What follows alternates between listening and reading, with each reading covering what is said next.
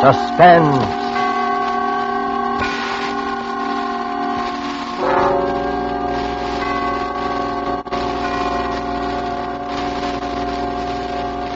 This is the Man in Black, here to introduce Columbia's program, Suspense.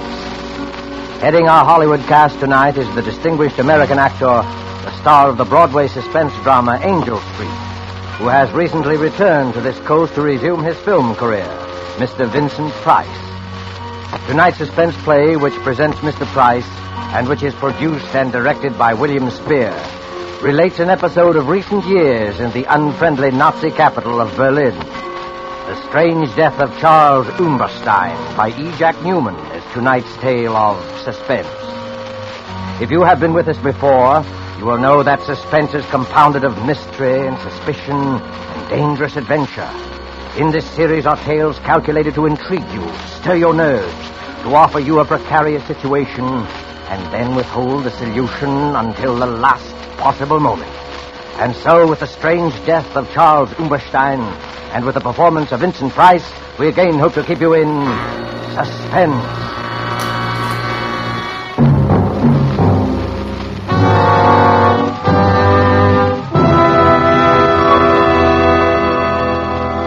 I was infuriated to think I had been trapped.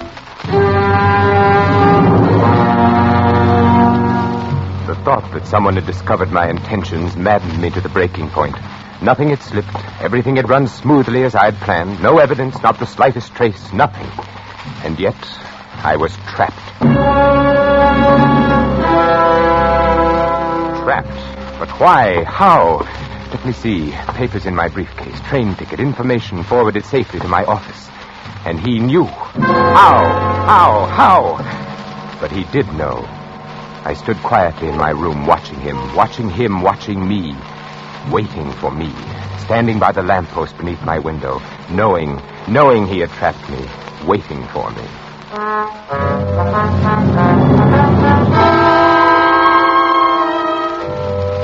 I recognized him almost immediately. Captain von Heinz. Once before I had seen him briefly in Herr Miller's office. I had been working on some corrections. Herr Miller was escorting him through the plant on an inspection tour. They stopped for a moment outside my office. I glanced up as Herr Miller gestured my way through the partially open door. Aha, Herr Hauptmann. Das ist unser neuer Architekt. So, ist Ihr neuer Architekt? Well, here it was. They were talking about me. My heart stopped. He was explaining how I had been recommended by the Führer himself, my qualification. They continued on their tour. Herr Miller explained later when I went to his office. Aha, Umberstein, there you are. Herr Miller, you sent for me? Yes, Umberstein. This morning, when Captain von Hind and myself passed by your office, I knew it was you. You knew it was me? Yes. Captain von Hind is head of Gestapo intelligence in this area. He was conducting a routine inspection this morning, and it was he who suggested that What? Well, since your recommendations were by the Führer himself... Yes? Your work here has been excellent. I knew you were the man when I passed by today. My work? Huh? Oh, no, of course not that. Why, you have become one of our best men. Oh, thank you, Herr Miller. No, this is it. Yes, Herr Miller. Through various posts, we are releasing more prints on munitions areas in this country and other countries. Huh? You are to be in complete charge of their release from the vaults. I understand, Herr Miller. As a citizen of the Reich, I am greatly honored that I have been given such an opportunity. An opportunity to show your loyalty. An honor. I will give you the combinations. You will see that no other person enters the vault. Of course, Herr Miller. One moment, Umberstein. Yes? I think I should tell you that a few months ago in one of the neighboring plants, the Gestapo apprehended a spy. Yes? He was working for an enemy espionage service, found in possession of certain vital documents which he had access to in his work. And what did they learn from him? Oh, many things. He was reluctant to speak at first, but it's difficult to hold out indefinitely. Well, he finally gave them enough information to locate other agents who had filtered in. It was well he was detected then. Oh, yes. The Gestapo is still on the alert for some of his co-workers still expected to arrive. Of course, they are ignorant of his confession and his fame. So, Herr Umberstein, I must warn you to take all the necessary steps against the possibility of espionage. We cannot be too careful. I shall be careful. In you, Umberstein, is exemplified the efficiency of the Third Reich.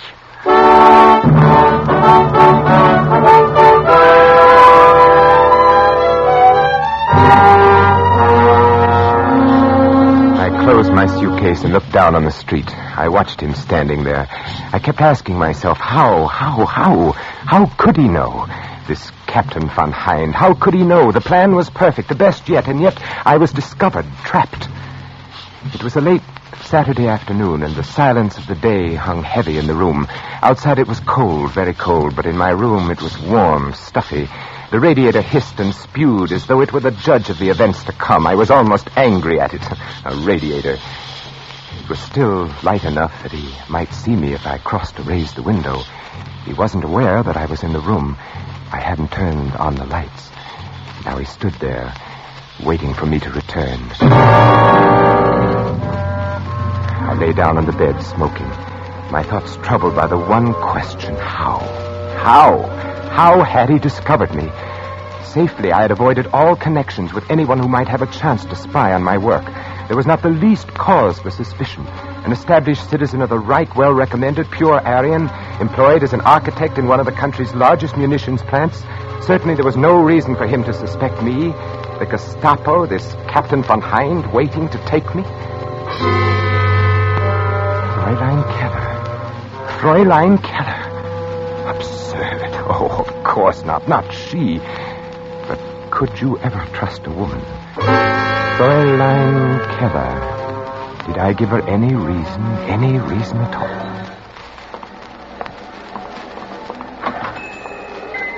Good morning, Fräulein. Oh, good morning. My name is Charles Umberstein, and I am to be at the munitions factory near here. I wish to take a room. Oh? One facing the outer street, Fräulein, if you can accommodate me. Oh, I think so. We have one. It is on the second floor, overlooks the street corner. Oh, fine, I'm glad. It looks comfortable here, small and comfortable. Oh, yes, you will like it, I'm sure. I am the owner and manager here. Fräulein. Sign here, please. Yes, of course. There you are. Thank you. Otto, would you show Herr Umberstein to his room?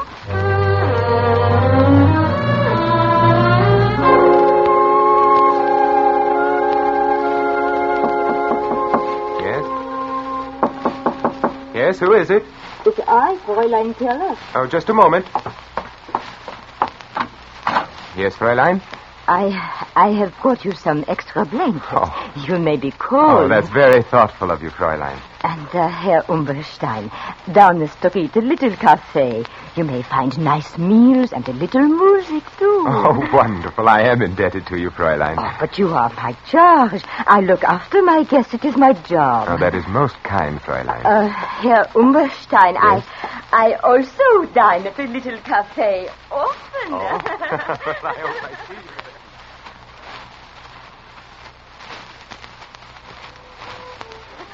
Here's to you, Fräulein, for your wonderful hospitality. Oh, to you, Herr Umberstein. Fräulein, it's growing late. I must be off. I have a great many things to do tomorrow. Oh, and so do I. Oh, it has been a wonderful evening. Wonderful. Yes, wonderful. Here's your coat.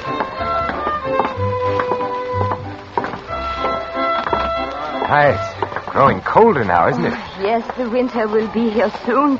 Too soon. Yes, but I won't be... You won't be? Oh, nothing, Fräulein, nothing. You will be here alone. Certainly, Fräulein. Certainly, I was just wishing. Wishing? For what? No, I had done it. I'd started to thinking perhaps she could... For what? Nothing, Fräulein, nothing important. Only the hopes of every man. They become so near sometimes. They're almost reality. So? What else could I do? I had to lead her thoughts away somehow. She took the lead. You mean a woman? Yes. Yes, Fräulein. You. Oh, but we have known each other for such a short time. Only 2 weeks. That's true, but I've been aware of you for a longer time, though I've just met you. Oh, Herr Umberstein. Charles. Oh, Charles.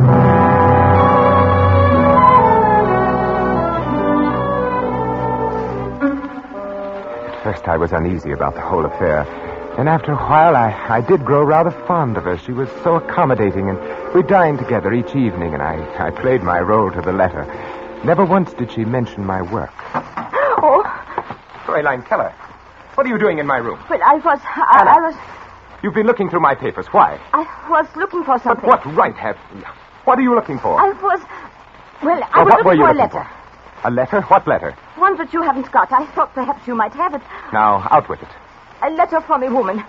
Very well, Charles, if you must know, I suspect you of not being guilty. She was actually looking for a letter from some woman. Any woman. She didn't trust me. She didn't trust her Charles.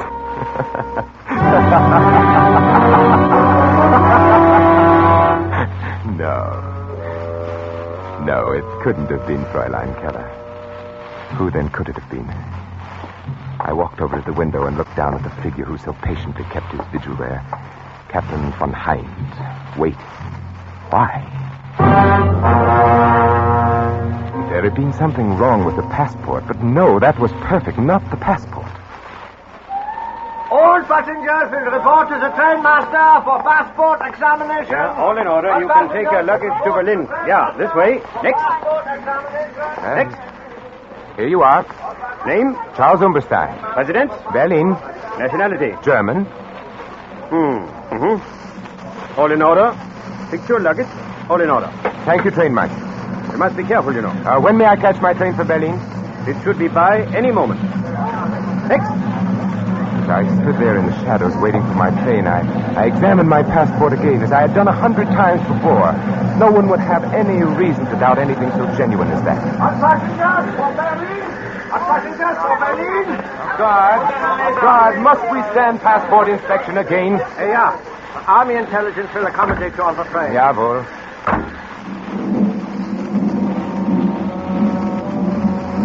At 3 stops, my passport was inspected. A good test?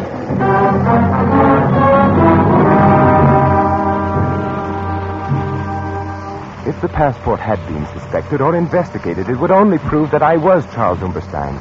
I had come by the passport through Hans. At the time, Hans was employed as an Austrian customs inspector. This gave him access to many such passports. According to Hans, there had been a person named Charles Umberstein who had suddenly disappeared in 1936. Since there had been no friends or relatives to make an inquest, well, you can see. No, I was Charles Umberstein. Why, I even resembled the badly scarred photograph on the identification card. From the front view, he was evidently a large man, big shoulders, large head, wore a short Prussian haircut. Yes, I certainly looked enough like the photograph. Passport was flawless. He couldn't have discovered me through that, this von Heinz. Something else. What else? The plans? No, of course not. They couldn't have discovered that. I merely made copies and left the originals. No, not the plans. Why, Hans and I...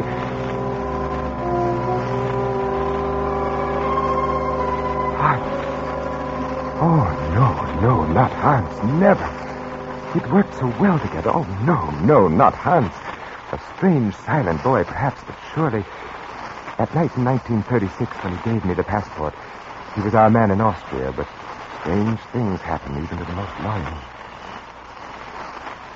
All set, Charles. Then I will not see you again, Hans. Until I arrive, eh? I will be attached to an army ordnance division in the city. You will receive additional information on the first day of each month. From you? Yes. There's a hotel not far from the factory. Here is the address. Fräulein Keller runs this hotel. Now, on the second floor in one corner sits a mahogany table. On it are a set of silver candlesticks. 4 of them. Beneath each candlestick, nearest the right, you may find your information on the first day of each month. It will be written in code? Naturally. Be very careful when you pick it up. I see. And make no effort to contact me in any other way. And can I leave anything I might learn in the same place? Is it safe? Yes. Now, remember, sooner or later we are bound to be introduced, you and I. My duties with the Ordnance Division will, of course... Near and yet so far kind of thing, eh? Yeah, very far. Once inside the city, I'm Oberleutnant Hans Neumann of Army Ordnance, understand? I am Herr Charles Umberstein, architect. Right. Well, time grows short. I must go. Everything checked. Your passport? Perfect. I even resemble the photograph. The Kanzler, you think so? Yes, not bad. Very considerate of Umberstein to have looked this way. Ticket? Right here, through to Berlin. I report to Franz Miller in the munitions factory, produce my credentials. He's been expecting me. I haggle a little about the salary, then I accept. At first opportunity to become acquainted with MD plans. And I will see that you are highly recommended from a reliable source. Just as a matter of curiosity, Hans, who will recommend me? Oh, you needn't worry, Herr Umberstein. It'll be good, I assure you. Then goodbye, Hans. Oberleutnant Neumann, if you please. Oberleutnant Hans Neumann. Well, then, my Herr Charles Umberstein, auf Wiedersehen. Wiedersehen. Heil Hitler. Heil Hitler.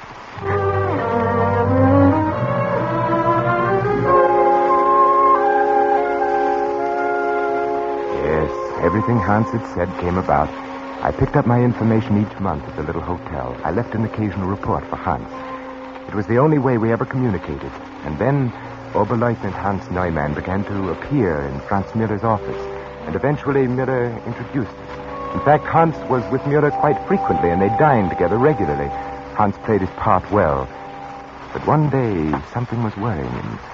I will wait here for you, Miller. I'll be with you in a moment. Ah, Herr Umberstein. It's good to see you again. Lieutenant Neumann. Herr Miller speaks very highly of your work here. Thank you. Be very careful of this Captain Von Hind. There's something wrong. I don't know what it is. He looks at me very strangely. And there is something I recognize about the man.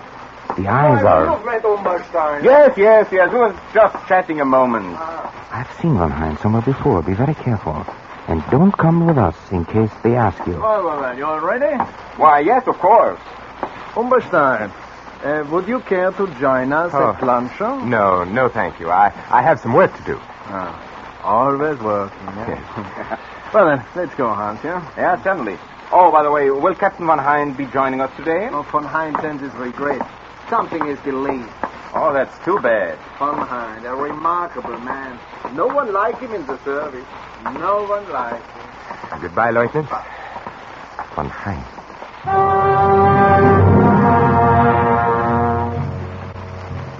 Such a brief one. Curt and sinister. Hans was frightened. He would never have taken the chance to speak to me if he had not been frightened. Something that he recognized about Von Hind. Saturday was the first of the month, and there was no information at the hotel. Hans didn't appear again to lunch with Herr Miller. Something was wrong. Something had happened to Hans. Today I found out. We will enjoy ourselves today, Umberstein. Yes. We should lunch together more often, you and I. I like good company when I eat. Good food, good company, good digestion, Herr Miller. And this is a wonderful restaurant that we are going to. You know, they serve Norwegian smoked salmon. That is exquisite. And cheap, too. Nothing like these new foods we are getting from Norway. Yes, I've heard of Norwegian salmon. And this is the best. You and Oberleutnant Neumann dine here often, don't you? Hans Neumann. Yeah, we came here often, yes. Hans Neumann will not come here for a long, long time again, I'm afraid. I don't understand. Yeah, you don't. You remember Captain Von Hind? Oh, yes, the Gestapo man who was inspecting our factory a few weeks ago. Yeah, most efficient man. He has apparently been observing Hans Neumann for some time. Lieutenant Neumann is being detained by Captain Von Hind now. Was he... He was a spy. Spy? How do you know? Von Hind arrests only spies. And Von Hind never makes a mistake.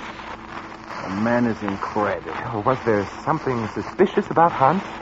There's something suspicious about everyone to Von Hind. He himself asked me to cultivate Oberleutnant Neumann so that he could better observe his actions. Yes, I noticed that you two lunch together very often. We lunch together at this very same restaurant you and I are going to now. It made it easy for Von Hind. Easy? Well, to study the man in leisure. Von Hind always wants to be certain of his quarry. And, where is Hans now? Who knows? Who knows what happens when Captain von Hein takes a man? Don't you admire such efficiency, Umberstein? Well, of course. Yeah, well, the captain did indicate that there were others to be rounded up, too. Well, here we are. Oh, look, you see them in the window? Norwegian salmon. Oh, they are beautiful, so red, so delicious. Are you hungry, Umberstein? What? Oh, yes. Oh, they do look delicious.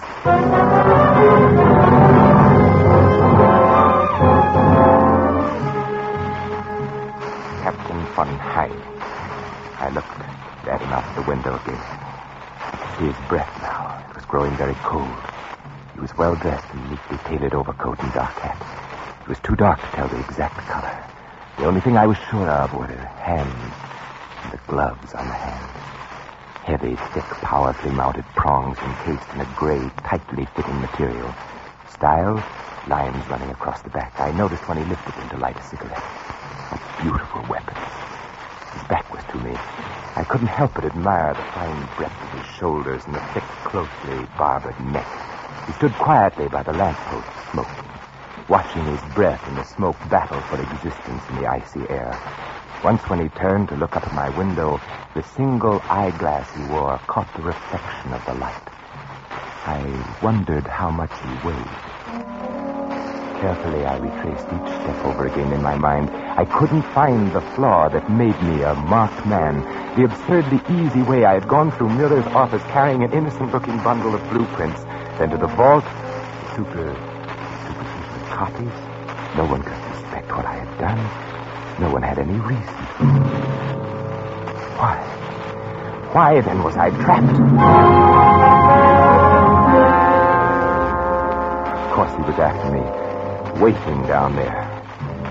I wondered why he didn't come up and wait in my room. Surely he didn't know I was in the room. Perhaps he had searched my room one day while I was out. But what could he find? Nothing, absolutely nothing. A passport proving I was Charles Umberstein. A monogrammed suitcase bearing the initials C.U. A few letters and old papers. Nothing at all. I had never talked. I had never known anyone else in service except Hans. Franz Müller was too stupid to suspect anything. Fräulein Keller? No. The passport? Perfect. Only one other way. Only one other way could he possibly know. For an instant, the possible answer flashed through my brain. For a full 5 minutes, I watched him very discerningly. Could it be? Could it possibly be? The stillness of the street below was broken from time to time by the blare of an occasional horn and the rattle of armored cars carrying soldiers to different parts of the city. Turning from the window, I groped about in the darkness of my room, searching for the automatic I had concealed in the slit compartment of my traveling bag. When I found it, I tested the chamber. It was loaded. I jammed it in my coat pocket, and putting on my hat, I stood there by the window, watching him. He seemed very ominous, very assured, waiting for me. He must have been getting anxious with his long vigil. I watched him signal to an accomplice across the street. Walking back and forth under the streetlight, I noticed something familiar. Very familiar. A bolt from off the bed, tied to a piece of cord attached to the light switch. Near the radiator pipe, room enough to pass it through, the weighted end dragging the string to the lobby below. I picked up my suitcase and stepped out of the door. The hall was dark and quiet. I walked down the stairs. The lobby was empty, deserted. At the bottom of the stairs, I placed the suitcase by the door, and I crossed to the desk. Hastily, I jammed a few bills in an envelope and addressed it to Fräulein Keller. Now, as I picked up my suitcase, I could see him very plainly on the corner. He was only a few feet from the entrance.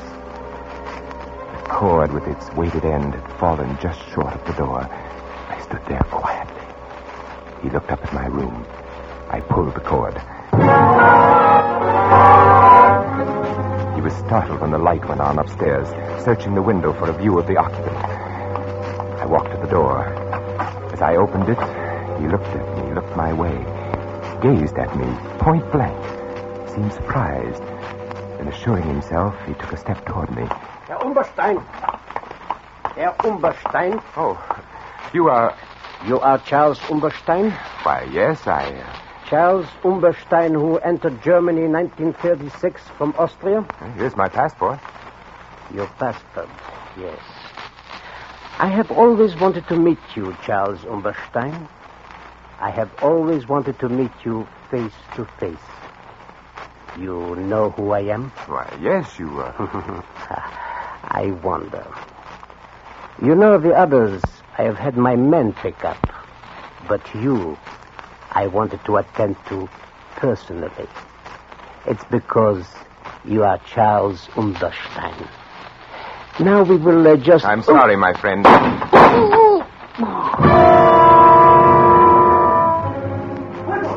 sat down hard on the curb. He looked up at me, mumbled strangely, then fell over with his head in the gutter. His hat fell off, and I saw that his hair was closely cropped.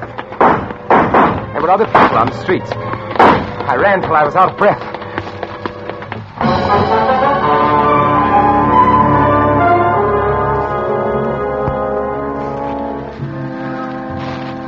The next day, I picked up a Berlin paper on the railroad station. On the second page, I read the headline, Gestapo official murdered.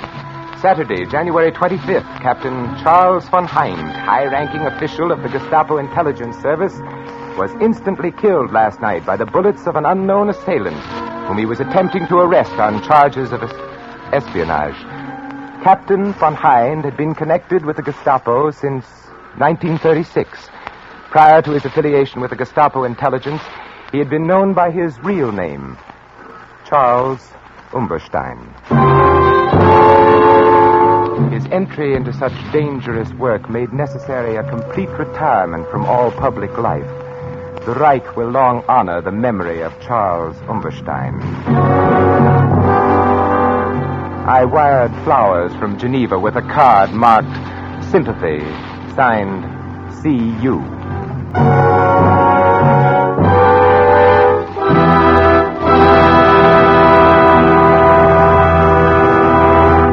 And so closes The Strange Death of Charles Umberstein by E. Jack Newman, starring Vincent Price. Tonight's tale of Suspense. Vincent Price will soon be seen in the 20th Century Fox production, Song of Bernadette. The producer and director of Suspense is William Spear. Music was composed by Lucien Morawick and conducted by Lud Gluskin.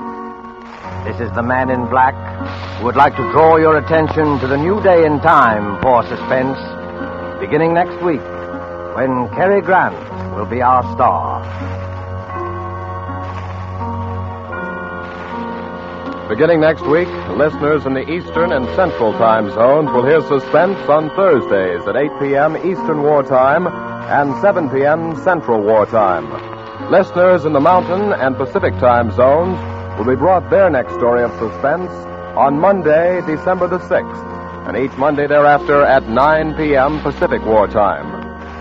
Don't forget Suspense on Thursdays, beginning December the 2nd, if you live in Eastern and Central time zones, and Mondays, beginning December the 6th, for listeners in the Mountain and Pacific time zones, with Cary Grant, our opening guest star.